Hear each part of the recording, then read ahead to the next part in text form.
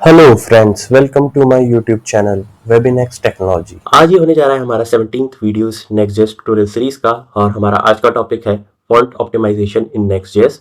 So let's get started. तो previous video में हमने देखा था कि हमने एक इमेज कंपोनेंट की हेल्प से हम एक इमेज रेंडर करा रहे थे और हमने इमेज ऑप्टिमाइजेशन के बारे में समझा था। सो इनकेस अगर आपने अभी तक मेरे प्रीवियस वीडियो को चेकआउट नहीं करा है तो आप मेरे प्रीवियस वीडियो को चेकआउट कर सकते हैं। मैं प्रीवियस वीडियो का लिंक इस वीडियो को डिस्क्रिप्शन में प्रोवाइड कर दूंगा और आप टॉप राइट पर आई बटन पर क्लिक करके भी मेरे इमेज ऑप्टिमाइजेशन वाले वीडियो को चेकआउट कर सकते हैं। सो आज के जैसा हमारा जो टॉपिक है वो है font optimisation.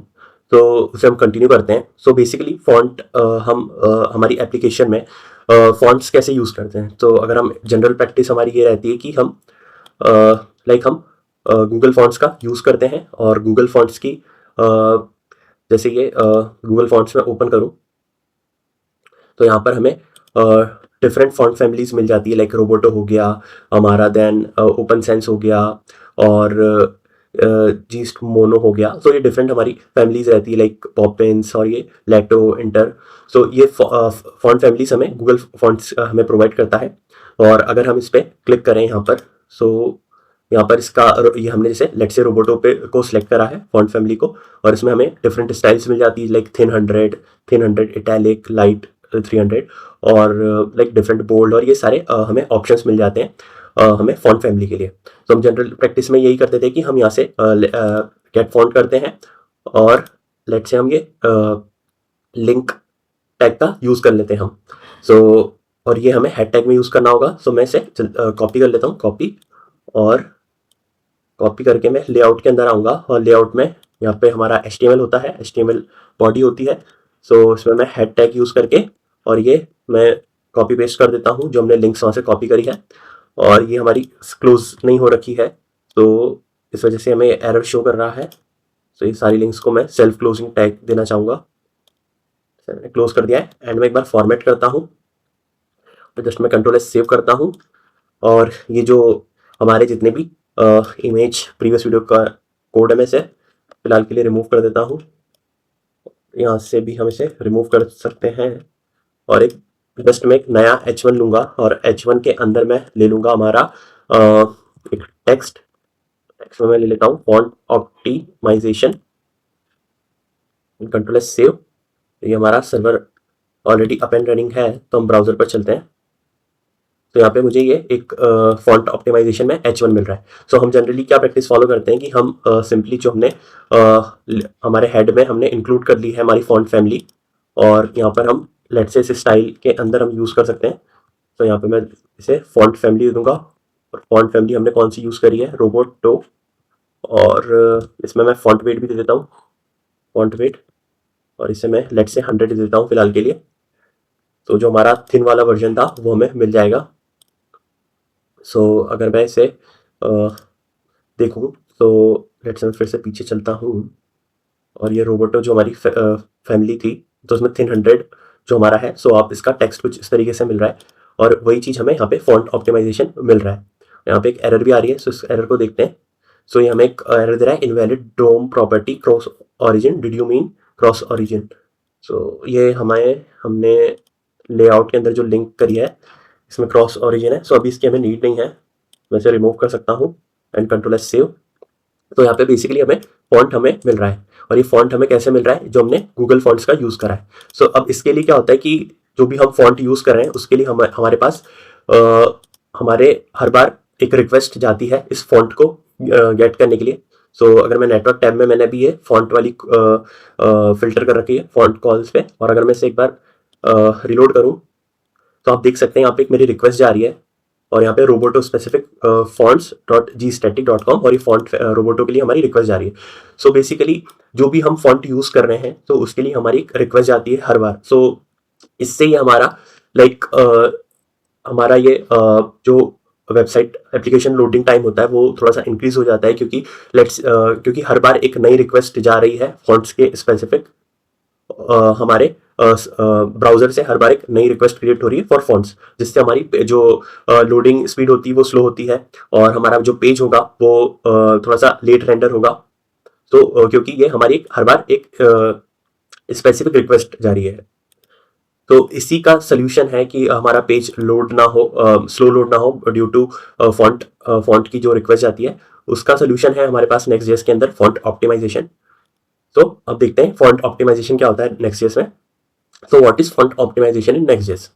So Next.js provides a built-in font optimization module called NextFont. So Next.js का एक built-in मॉड्यूल है फॉन्ट के लिए, फॉन्ट ऑप्टिमाइजेशन के लिए, जिसे हम बोलते हैं next/font. तो इस मॉड्यूल का नाम है next font. It helps to optimise the loading of web fonts by automatically adjusting the font loading strategy, minimising the impact on performance and reducing render blocking behaviour. तो बेसिकली क्या होता है कि जो हमारा नेक्स्ट.जेएस का फॉन्ट मॉड्यूल है वो हमें प्रोवाइड करता है ऑप्टिमाइजेशन, और जिससे हमारी जो परफॉर्मेंस होती है वो जो लोडिंग, जो फॉन्ट लोडिंग का होता है वो उसमें मिनिमाइज इम्पैक्ट रहता है हमारी परफॉर्मेंस के अंदर. और जो हमारा लेट से जब तक हमारी रिक्वेस्ट हमारी जो, अगर हम अभी जिस तरीके से देख रहे हैं, तो जब तक हमारी ये रिक्वेस्ट कंप्लीट नहीं होगी तब तक हमारा ये जो फॉन्ट है हमारा वो लोड नहीं होगा, और ये कुछ टाइम लगेगा इसको लोड होने में.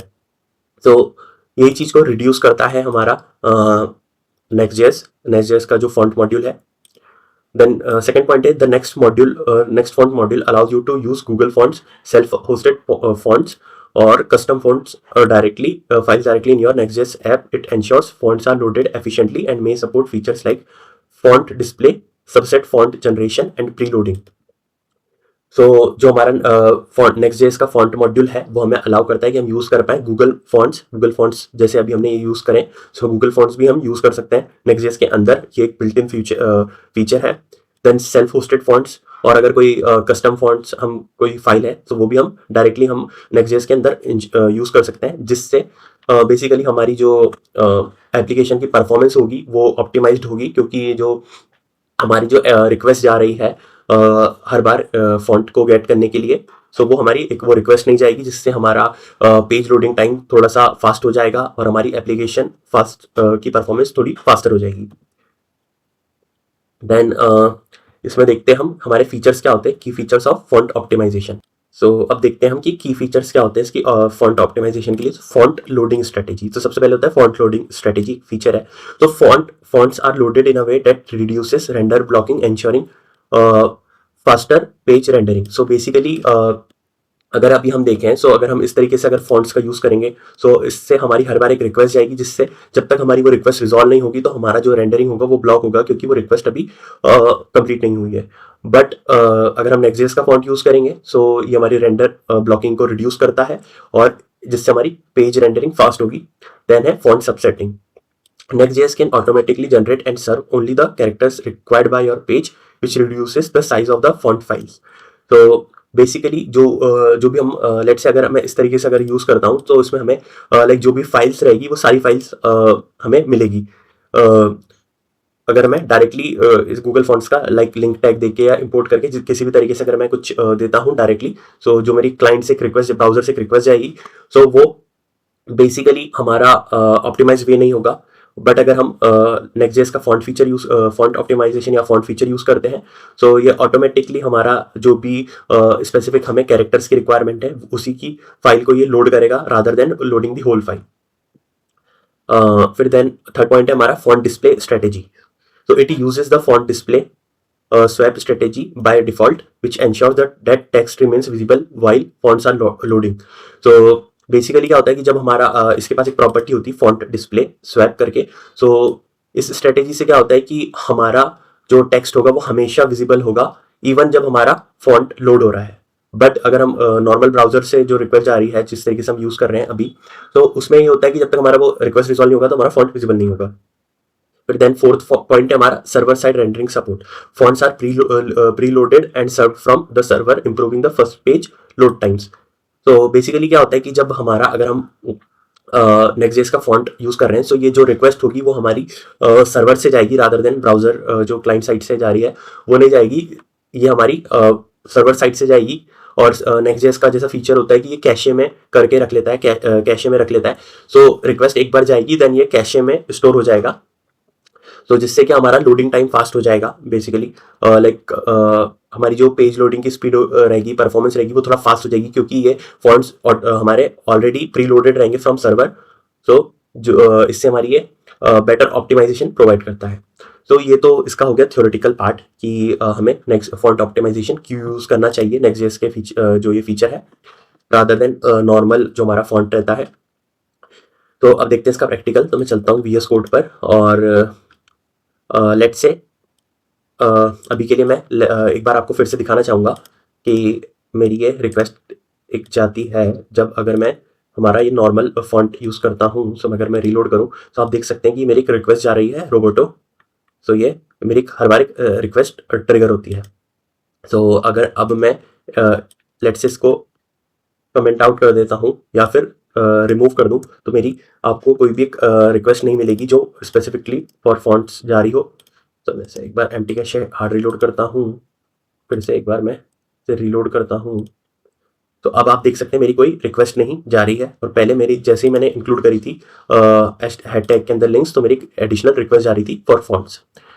अब हम देखते हैं कि हम कैसे यूज़ कर सकते हैं फॉन्ट मॉड्यूल का नेक्स्ट.जेएस के अंदर। तो मैं और इम्पोर्ट फ्रॉम और हमारा ये मॉड्यूल होता है नेक्स्ट फॉन्ट। तो अगर मैं आपको एक बार फिर से मॉड्यूल दिखाऊं तो मेरा ये मॉड्यूल होता है नेक्स्ट फॉन्ट और इसके अंदर हमें गूगल और लोकल दो ऑप्शंस मिल जाते हैं। सो मैं गूगल फॉन्ट्स का यूज़ करूँगा और यहाँ पर और इससे हम ले सकते हैं रोबोटो। तो ये मुझे ऑटोमेटिक सजेशन भी आ रहा है रोबोटो मोनो, रोबोटो सेरिफ। तो मैं नॉर्मल रोबोटो ले लेता हूँ। देन इसको हम यहाँ पे कॉन्स्ट वेरिएबल ले लेंगे, कॉन्स्ट रोबोटो यहाँ पर और इसके अंदर कुछ प्रॉपर्टीज़ होती हैं वो हमें पास करनी होगी। तो सबसे पहले एक होता है हमारा फॉन्ट वेट। तो वेट हम 100 यूज़ कर रहे थे तो यहाँ पे मैं 100 ले लूँगा। तो ये हमें ऑटोमेटिक सजेशन भी आ रहा है 100, 300, 400। तो यहाँ पे मैं 100 ले लेता हूँ। देन इसके अंदर एक सबसेट्स होता है। सबसेट्स का अगर मैं देखूँ तो हमें सिरिलिक, ग्रीक, लैटिन और मैं यहाँ पे लैटिन ले लेता हूँ सबसेट। और देन हम एक हमारा होता है डिस्प्ले और डिस्प्ले में यहाँ पे ले लूँगा स्वैप। सो जिससे जब तक अगर हमारा फॉन्ट लोड हो रहा होगा स्टिल तो भी हमारा जो भी टेक्स्ट हमने लिया है वो हमारा विजिबल होगा। और यहाँ पर मैं इस स्टाइल को रिमूव कर देता हूँ और इसकी जगह हम ले लेंगे यहाँ पे क्लास नेम। और क्लास नेम में हम क्या कर सकते हैं जो हमने रोबोटो का जो वेरिएबल लिया है रोबोटो डॉट, यहाँ पे क्लास नेम का हम यूज़ कर सकते हैं।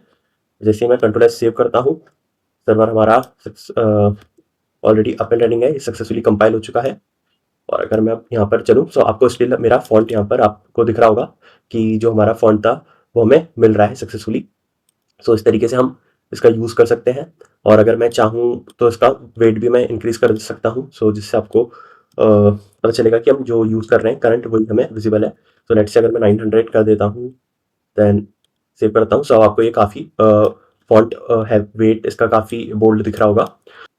सो इस तरीके से हम यूज़ कर सकते हैं हमारे फॉन्ट मॉड्यूल का नेक्स्ट.जेएस के अंदर। सो आज की वीडियो में हमें यही समझना था कि फॉन्ट ऑप्टिमाइजेशन क्या होता है और इसका हम यूज़ कैसे कर सकते हैं। सो आज की वीडियो के लिए बस इतना ही।